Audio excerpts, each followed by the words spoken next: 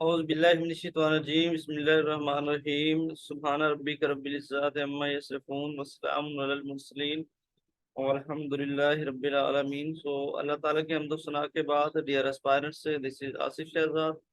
So today our 31 lecture for the preparation of lecturer education and headmaster and headmistress.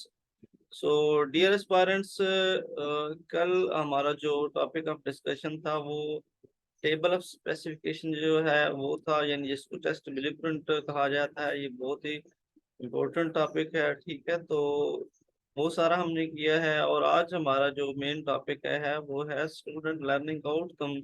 यानी कि हमने AIIMS, goals, objective जो है वो पढ़े थे। ऑब्जेक्टिव में हमारे पास स्टूडेंट लर्निंग आउटकम आ जाता है। इसमें हम स्टूडेंट के जो ऑब्जेक्टिव होते हैं उसको मेजर करते हैं। ये क्लास लेवल पे होते हैं, ये इनका स्कोप नैरो होता है, ठीक है। तो इससे ऑनवर्ड जो है ना वो आज हम इंशाल्लाह देखेंगे, ठीक है। Student learning outcome are classroom level expectation. ये जो स्टूडेंट लर्निंग यानी SLOs होते हैं, ये क्लास लेवल की एक्सपेक्टेशंस होती हैं, तवक्कुआत होती हैं। Expected result of institution, these are observable and measurable. ये ऑब्जर्वेबल भी होती हैं और मेजरेबल भी होती हैं। हम समटाइम जो है वो एक एक्सपेक्टेशंस लगा लेते हैं, एक प्रेडिक्शन कर देते हैं कि इस साल जो है ना वो हमारी क्लास का जो रिजल्ट है नाइन्थ का या टेंथ का वो 80% आएगा, वो 90% आ सकता है या 95% आ सकता है। ये हमारे क्या होते हैं, ऑब्जेक्टिव होते हैं। ये मेजरेबल भी होते हैं, ऑब्जर्वेबल भी होते हैं। जब रिजल्ट आता है तो फिर जो है ना हम उसको ऑब्जर्व भी कर सकते हैं, उसको मेजर भी कर सकते हैं। इसलिए हमारे पास ये जो SLOs होते हैं ये ऑब्जर्वेबल भी होते हैं और मेजरेबल भी होते हैं, ठीक है। तो इसकी एग्जांपल जो है वो ये है कि teaching topic of Urdu at grade level, यानी किसी भी लेवल पे आप कोई सब्जेक्ट पढ़ा रहे हैं, इंग्लिश पढ़ा रहे हैं, उर्दू, मैथ, फिजिक्स, कोई भी सब्जेक्ट अगर आप पढ़ा रहे हैं तो उसकी आप क्या कर सकते हैं, मेजरमेंट भी कर सकते हैं और उसकी आप असेसमेंट भी कर सकते हैं, ठीक है। सो सेकंड हमारा नंबर पे हमारे पास है इंस्ट्रक्शनल एजुकेशनल ऑब्जेक्टिव। कल भी मैंने आपको इसके बारे में बताया था, आज फिर हम इसको ब्रीफली देख लेते हैं। आंसर बट टू असेस, यानी कि इसमें हम असेस करते हैं कि हमने जो स्टूडेंट को कंटेंट पढ़ाया है, जो हमारे ऑब्जेक्टिव थे, आया कि वो हमारे मीट हुए हैं या नहीं हुए, ठीक है। जो स्टूडेंट्स को कंटेंट हमने प्रोवाइड किया है वो किस हद तक प्रोवाइड किया है, उसमें कोई ड्रॉबैक, कोई उसमें डीमेरिट्स, कोई उसमें कमी कोताही तो नहीं है। वो सारी चीजें हम असेस करते हैं इसमें, ठीक है। और इसमें असेसमेंट जो होती है वो दो तरह की होती है, यानी टीचर और स्टूडेंट टीचिंग एंड लर्निंग दोनों असेसमेंट इसमें होते हैं। यानी टीचर इसमें अपना जो मेथड ऑफ टीचिंग है वो इम्प्रूव कर सकता है, उसको असेस कर सकता है कि मैंने ये जो मेथड ऑफ टीचिंग यूज किया है क्लास में, आया कि स्टूडेंट को इसमें समझ आई है नहीं आई, स्टूडेंट इसको अंडरस्टैंड कर पाए हैं नहीं कर पाए। ये सारी चीजें इसमें देखी जाती है, ठीक है। उसके बाद नेक्स्ट हमारे पास पॉइंट है वो है बिहेवियरल लर्निंग आउटकम। यानी कि हम स्टूडेंट का जो बिहेवियर होता है, स्टूडेंट का जो एटीट्यूड होता है, उसको हम देखते हैं कि स्टूडेंट के एटीट्यूड में, बिहेवियर में, लर्निंग में कैसे जो है ना वो चेंज आई है। हम उसको कैसे मेजर कर सकते हैं, कैसे उसको असेस कर सकते हैं, ठीक है। So behavior learning objective is a learning outcome stated in measurable term। यानी ये जो टर्म होती है ये measurable भी होती है और observable होती है, हम इसको measure कर सकते हैं। which gives direction to to the learner's experience and become the basis for student evaluation। यानी कि वो क्या करती है, ये हमारे पास जो बिहेवियर ऑब्जेक्टिव होते हैं ये स्टूडेंट को एक डायरेक्शन, एक सिमत प्रोवाइड कर देते हैं कि बेटा आपने डॉक्टर बनना है, आपने इंजीनियर बनना है, आपने पायलट बनना है। ये सारी चीजें जो है ना वो बिहेवियर लर्निंग ऑब्जेक्टिव में आ जाती है, ठीक है। इसके बाद ये है कि these are action oriented outcome. ये जो आउटकम्स होते हैं ये एक्शन ओरिएंटेड होती हैं, यानी इसमें कोई स्किल आप प्रोवाइड करते हैं, लर्नर सेंटर्ड होती हैं। दीज आर स्पेसिफिक मेजरेबल, और ये मेजरेबल भी होती हैं और ऑब्जर्वेबल भी होती हैं, ठीक है। क्योंकि आपने कंप्यूटर की स्किल बच्चों को प्रोवाइड की है तो बच्चों से आप टेस्ट लेकर जो है ना वर्ल्ड पे, एक्सेल पे, पावर पॉइंट पे, कहीं पे भी बच्चे की टेस्टिंग जो है, बच्चे की वैल्यूएशन आप कर सकते हैं। ठीक है, इसलिए ये ऑब्जर्वेबल भी होती है और मेजरेबल भी होती है। ठीक है, अचीवेबल होती है, रियलिस्टिक होती है, फिजिबल होती है एंड टाइम बाउंड होता है। यानी कि इसमें एक जो कोर्स होता है किसी भी स्किल को लेकर, वो उसका एक स्पेसिफिक टाइम होता है, स्पेसिफिक उसकी ड्यूरेशन भी होती है, और ये रियलिस्टिक होता है। और यानी कि इसमें फिजिबिलिटी होती है। और रियलिस्टिक का मतलब ये होता है कि ये फ्लेक्सिबल होता है। ठीक है, इसमें यानी कि हम सम टाइम में जो है इसकी ड्यूरेशन कम भी कर सकते हैं, बढ़ा भी देते हैं। ठीक है, स्टूडेंट को उसकी जो एबिलिटी है उसके अकॉर्डिंग हम इसको इंफॉर्मेशन जो है ना वो प्रोवाइड करते हैं। ठीक है, what are learner will be able to do, यानी हम इसमें देखते हैं जो जो बिहेवियर लर्निंग ऑब्जेक्टिव है, इसमें हम देखते हैं कि स्टूडेंट जो है ना वो क्या चीज लर्न की है, यानी कि वो किस स्किल के काबिल हैं, आया कि वो टीचिंग करने के काबिल हैं या नहीं है। ठीक है, अगर यानी उनमें टीचिंग की कोई स्किल मौजूद है या नहीं है, या अगर हमने इंजीनियर या डॉक्टर उनको बनाया है तो ये सारे स्किल्स उनके अंदर मौजूद हैं या नहीं है, ये सारी चीजें जो है ना वो देखी जाती हैं। इसको हम जो है ना वो यानी कि बिहेवियर लर्निंग ऑब्जेक्टिव कहते हैं। ठीक है, तो नेक्स्ट इसका पॉइंट ये है कि Bloom and SOLO taxonomy are use to create educational objective, यानी हम एजुकेशनल ऑब्जेक्टिव को जो है फुलफिल करने के लिए, मीट करने के लिए, ठीक है, या फिर स्टूडेंट्स की लर्निंग को असेस करने के लिए, या फिर अपने एम्स गोल्स या ऑब्जेक्टिव को हासिल करने के लिए हम सोलो और बलूम टैक्सोनॉमी दोनों का यूज कर सकते हैं। ठीक है, ये इंटरव्यू जो हुआ है अभी मॉनिटर का या आरडीटी का, तो डिस्ट्रिक्ट लाइनर का, तो उसमें ये पूछा गया था। ठीक है, कि ये हमारे पास जो बलूम टैक्सोनॉमी होती है या जो सोलो टैक्सोनॉमी होती है, ये हम क्यों यूज करते हैं, हम इसको स्टूडेंट के लिए जो कंटेंट बनाते हैं, जो करिकुलम बनाते हैं, स्टूडेंट के जो ऑब्जेक्टिव हासिल करते हैं, ऑब्जेक्टिव हासिल करने के लिए, करिकुलम बनाने के लिए भी हम इनका यूज कर सकते हैं। ठीक है,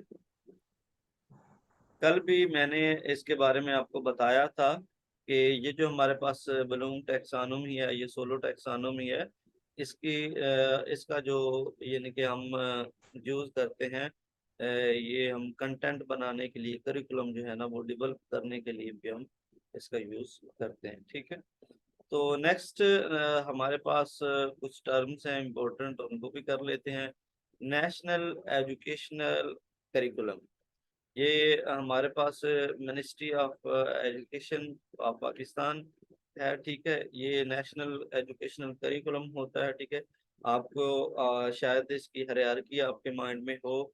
इसमें सबसे पहले ये होता है कि फेडरल गवर्नमेंट होती है। फेडरल गवर्नमेंट, जब भी आपने करिकुलम बनाना होता है, करिकुलम डेवलपमेंट करना होता है, तो सबसे पहले फेडरल गवर्नमेंट जो होती है वो रिक्वेस्ट भेजती है किसको, नेशनल एजुकेशनल करिकुलम को या मिनिस्ट्री ऑफ एजुकेशन को, कि आप हमें करिकुलम जो है वो बना कर दें।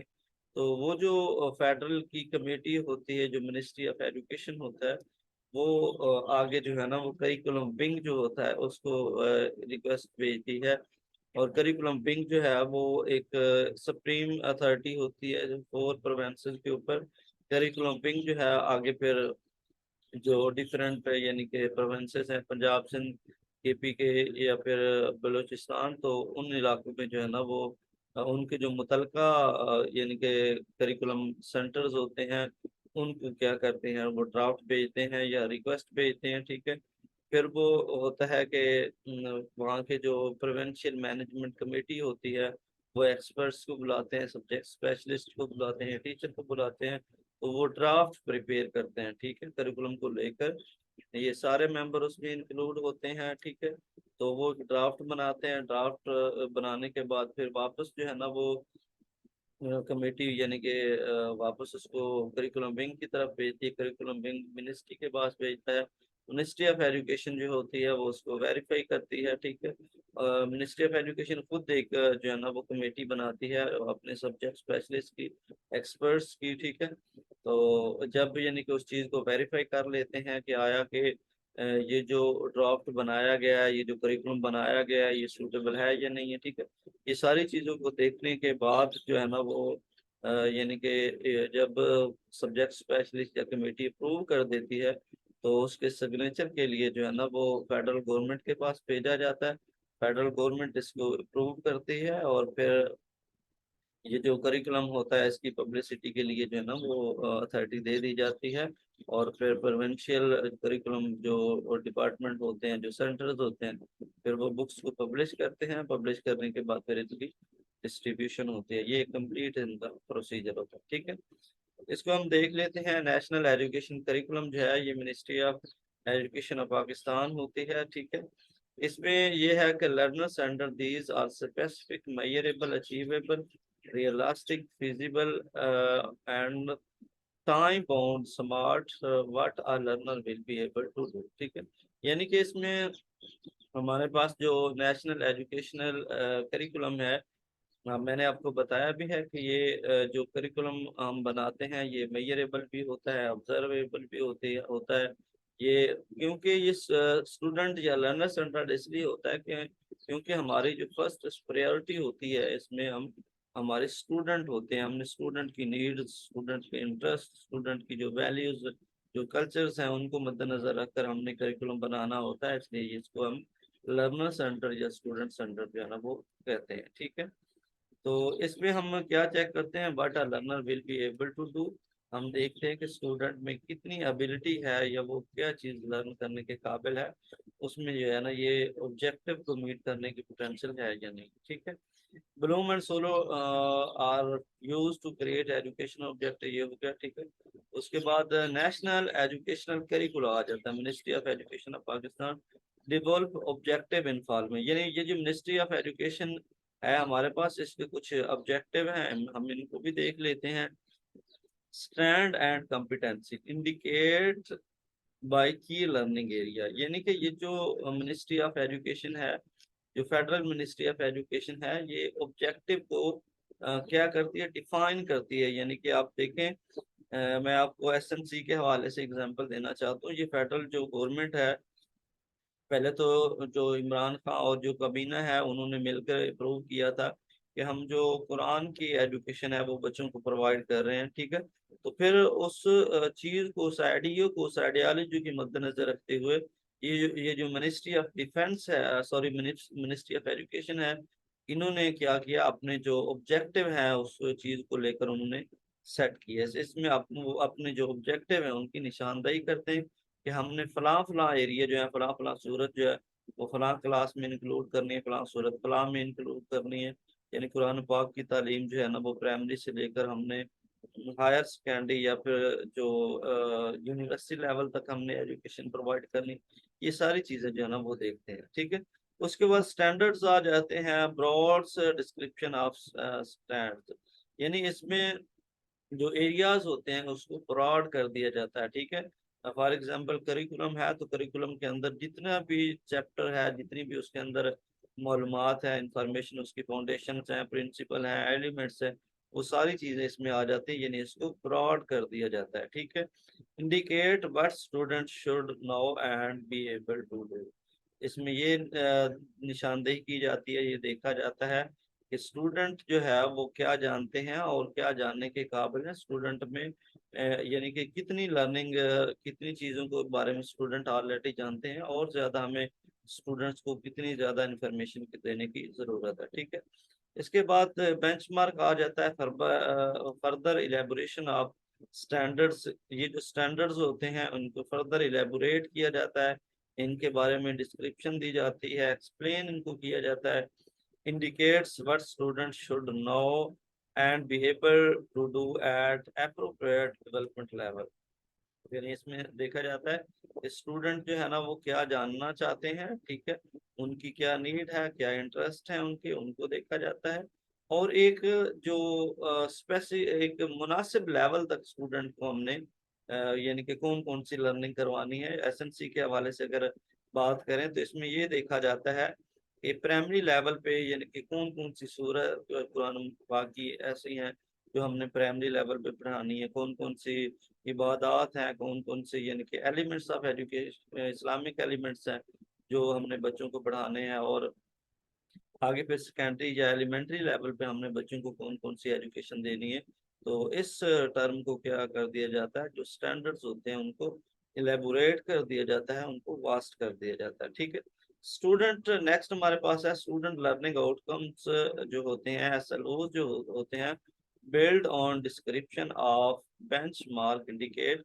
यानी कि ये एसएलओ जो होते हैं वो हम किसके ऊपर बिल्ड करते हैं, हमारे जो बेंचमार्क्स होते हैं, जो स्टैंडर्ड्स होते हैं, उनके ऊपर ही हम अपने ऑब्जेक्टिव जो है ना वो सेट करते हैं। ठीक है, indicates what students should know and be able to do for each topic of the subject. यानी इसमें हम ये देखते हैं कि स्टूडेंट जो है ना वो क्या लर्न करना चाहते हैं, क्या मेमोराइज करना चाहते हैं। ठीक है, और हर सब्जेक्ट के अंदर हमने कौन कौन से टॉपिक जो है इसमें इंक्लूड करने हैं।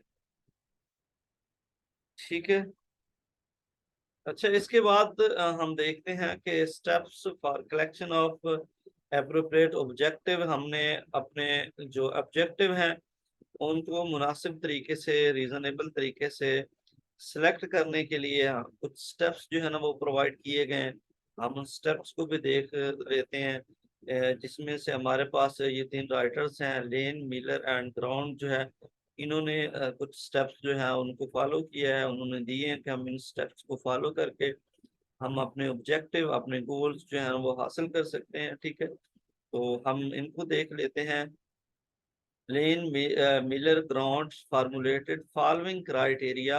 Instructional objective should include, कि हमारे पास जो इंस्ट्रक्शनल ऑब्जेक्टिव हैं उनमें ये चार जो एलिमेंट हैं उनका होना बहुत ज्यादा जरूरी होता है। ठीक है, सबसे पहला कंप्लीटनेस आ जाता है, सेकंड नंबर पे अप्रोप्रिएटनेस आ जाता है, थर्ड नंबर पे साउंडनेस आ जाता है, फोर्थ नंबर पे हमारे पास जो है ना वो फिजिबिलिटी आ जाता है। ठीक है, कॉम्पिटेंसीज, सॉरी कंप्लीटनेस में हम देखते हैं कि are all important outcome are embedded. यानी इसमें जो तमाम हमारे जो इम्पोर्टेंट ऑब्जेक्टिव होते हैं कि हमने स्टूडेंट को कौन कौन सी चीज लर्न करवानी है, हमने बच्चे को कुरान की एजुकेशन देनी है, उसके अलावा हमने बच्चों को कंप्यूटर की एजुकेशन प्रोवाइड करनी है, उसके अलावा हमने बच्चों को कुछ जो है ना प्रैक्टिस, कुछ फिजिकल एजुकेशन जो है ना वो प्रोवाइड करनी है। यानी कि हमारी जो भी बेसिक नीड्स हैं, जो इम्पोर्टेंट टॉपिक हैं, वो हमने क्या करने हैं इसमें जरूर ऐड करने होते हैं। ठीक है, जब भी हम अपने ऑब्जेक्टिव सेट करें। ठीक है, तो सेकंड नंबर पे है कि अप्रोप्रिएटनेस, वो जो आपने ऑब्जेक्टिव सेट किए हैं वो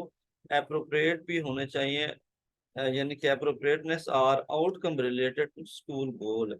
यानी कि हमारे जो स्कूल्स के गोल्स हैं, एम्स हैं, ठीक है, वो जो हम लर्निंग आउटकम हम सेलेक्ट करने जा रहे हैं, जो ऑब्जेक्टिव हम सेट कर रहे हैं, वो हमारे स्कूल के, हमारे डिपार्टमेंट के, हमारे इंस्टीट्यूशन के जो है ना वो ऑब्जेक्टिव से, एम से रिलेट करते हैं। ये ना हो कि उनका जो है ना वो लेना देना ही हमारे इंस्टीट्यूशन से ना हो। ठीक है, तो ये जो है ना वो हमारे पास एप्रोप्रिएटनेस है। ठीक है, सो थर्ड नंबर पे है कि जनाब soundness are the outcome are in harmony with principle of learning. ठीक है, यानी कि ये जो हमारे पास आउटकम है, इनका जो प्रिंसिपल ऑफ लर्निंग है, जो लर्निंग के मेन प्रिंसिपल हैं और जो लर्निंग के असूल हैं, उनके साथ इनका क्या होना चाहिए, मेन जो है ना वो एक हमांगी होनी चाहिए, उनके साथ इनका रिलेशन होने चाहिए, इंटीग्रेशन होनी चाहिए।